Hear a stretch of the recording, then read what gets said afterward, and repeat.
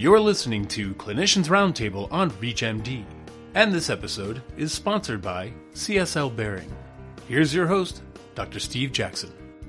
This is Clinicians Roundtable on ReachMD, and I'm Dr. Steve Jackson. Joining me to discuss the importance of timely anticoagulation reversal in high-risk fracture patients are Drs. Anna Miller and Michael Weaver. Dr. Miller is a professor of orthopedics and the chair of the Department of Orthopedics at Dartmouth-Hitchcock Medical Center and the Geisel School of Medicine at Dartmouth in Lebanon, New Hampshire. Dr. Miller, welcome to the program. Thank you so much. It's great to be here. And Dr. Weaver is an associate professor of orthopedic surgery at Harvard Medical School, as well as the chief of orthopedic trauma and distinguished chair in orthopedic surgery at Brigham and Women's Hospital in Boston. Dr. Weaver, thanks for being here today. Happy to do it. So let's get started. Dr. Miller, according to the American Academy of Orthopedic Surgeons, or AAOS for short, hip fracture surgery should be performed within 24 to 48 hours after admission. And given that recommendation, what's at stake if that window is missed? I think we have quite a bit of data now that shows that our patients really are at higher risk of mortality, in particular, if these windows are missed. There was even a study more recently that showed that perhaps we should even consider shorter windows. So the mortality is a big one. We also see patients that get other issues like delirium from being in a windowless room. Prolonged hospitalization obviously is an issue. They potentially could get other complications such as bed sores or pneumonia if they're in bed for an extended period of time and can't move with their hip fracture. And Dr. Weaver, with those risks in mind, it's important to recognize that surgery is often delayed when patients arrive on anticoagulants. Why is that the case? And which agents or patient scenarios pose the biggest challenges? Hip fracture surgery, despite advances in medical technology and technique, is still a big surgery and a big surgical insult for our patients. Anticoagulants, including direct oral anticoagulants, medications like warfarin and antiplatelet therapies, all increase the risk of bleeding during the surgery and during the immediate postoperative period. And so this increased risk of bleeding in these patients needs to be balanced against the benefit of timely surgery. As far as which agents are the biggest challenge, things like direct oral anticoagulants that have a significant anticoagulation effect and an increased risk of bleeding are a particular risk, as are things like warfarin, particularly when the INR is high. Other factors that play a role are patient comorbidities. Geriatric hip fracture patients are not all the same. Some patients that have significant medical comorbidities can't tolerate a lot of blood loss, and so they're at particular risk. And then the type of fracture that they have and the surgery that's required to treat it is also a particularly important factor. There are some hip fracture surgeries such as percutaneous pinning or percutaneous nail placement that involves a pretty small risk of blood loss with a low expected EBL. Whereas other surgeries, like an open plating of a periprosthetic femur fracture, is a much larger surgery that takes a lot longer and has a much higher risk of bleeding. So these three things need to be put together: the type of anticoagulant the patient has, the patient's medical comorbidities and their frailty, and then the kind of expected surgery that's required to treat their problem. I would just add that there are more recent studies that show that these direct oral anticoagulants maybe don't cause as much of a concern as we thought. So there is a little bit more science now that actually supports us being able to do these early, within the first 24 to 48 hour surgeries, even on patients who are taking one of these medications. So to Dr. Weaver's point, certainly you have to take everything into account. But I do think one of the delays in the past was because surgeons maybe were afraid that all patients that were on one of these medications should be delayed, and that does not seem to be the case. For those just tuning in, you're listening to Clinicians Roundtable on ReachMD. I'm Dr. Steve Jackson, and I'm speaking with Drs. Anna Miller and Michael Weaver about the connection between guidelines and real-world decision-making for fracture patients on anticoagulants. So, Dr. Miller, we know that even when guidelines are clearly established, care doesn't always follow the ideal path. Now, with that being said, where do you see the biggest disconnects between those recommendations and what actually happens when it comes to managing fracture patients?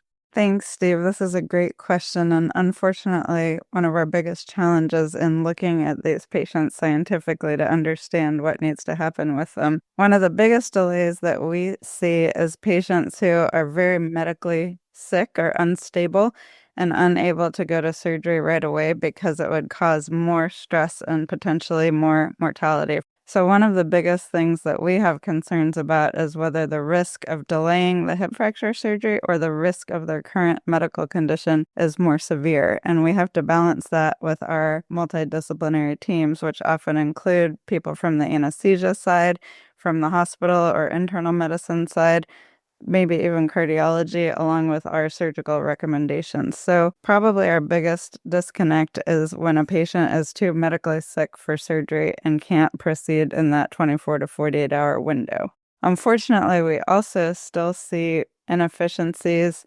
in surgical and hospital management from when patients come in to when they get a diagnosis of a hip fracture, from when the diagnosis of hip fracture by the emergency department is conveyed to the orthopedic surgery team, from when the orthopedic surgery team decides they need a surgery to when the patient has an operating room available.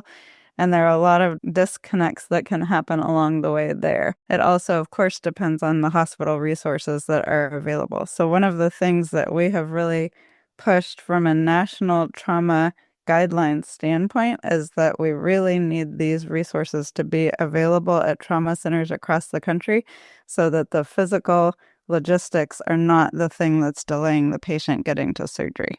And Dr. Weaver, as a follow-up to that, what strategies do you recommend for bridging those gaps? And does your institution have any best practices that you follow to move fracture patients efficiently from admission to surgery?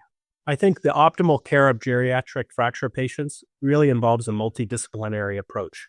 So all of the patients that are admitted to our hospital are evaluated by the geriatric service and are admitted in a co-management fashion to orthopedics, where they're seen by geriatricians, orthopedic surgeons, and then anesthesia to optimize their path into the operating room. And I think one of the big gaps that exists is the difference between the guidelines and recommendations for elective surgery and those for emergency surgery. Most of the guidelines that have come out about anticoagulation and surgery are really about elective surgery and things like an elective hip or knee replacement. And that's not the case for fracture patients. They have an urgent need for surgery, and I think the guidelines need to catch up to where our patients are. Before we wrap up our program, I'd like to ask each of you one more question. Dr. Miller, starting with you, how do you think collaboration between specialties can help improve outcomes? I think collaboration between specialties is one of the most important things that we can do to improve outcomes. For all of the reasons Dr. Weaver and I have outlined, there are so many factors that affect especially our frail hip fracture patients who are usually geriatric and elderly, may have a lot of medical comorbidities. We really need to all work together to make sure that these patients get the best possible outcome. There are multiple studies that have looked at co-management of these hip fracture patients and geriatric fracture patients with medical teams, anesthesia teams, surgical teams, of course, as well as partnering with our physical therapy colleagues, our pharmacy colleagues, even geriatrician colleagues, to really help understand the best possible care for these patients. So when these teams work together, we can all understand who can get to the operating room as quickly as possible, what's the safest way to get somebody to the operating room, and then afterwards getting the patient out of the hospital as quickly as possible to avoid all of the complications we talked about earlier, like delirium, bed sores, those sorts of things. So working together with collaboration between specialties is absolutely the best model for these patients. And finally, looking ahead, Dr. Weaver, are there any research avenues or policy changes that need to be explored to ensure the best care for high-risk fracture patients? There's been a lot of work that's been done that Dr. Miller just talked about, looking at the importance of multidisciplinary care and care pathways. I think we all recognize that frailty is a really important part of understanding the risk profile of our patients before they get to the operating room. But I think there's a lot of work to be done in figuring out what medical issues need to be addressed prior to surgery. And I think anticoagulation is one of those things. I think most of the time we understand that it is safe to proceed with hip fracture surgery in the face of direct oral anticoagulants, warfarin as long as the INR is under 2, and even dual antiplatelet therapy. But there may be some patients where reversal is needed, and kind of teasing out that patient population needs to be figured out. And I think as far as a policy situation, we need to incentivize physicians and hospitals to prioritize the care of elderly fracture patients. If there's some kind of incentive for hospitals to ensure access to resources for the timely care of these patients, I think that would really drive their care forward.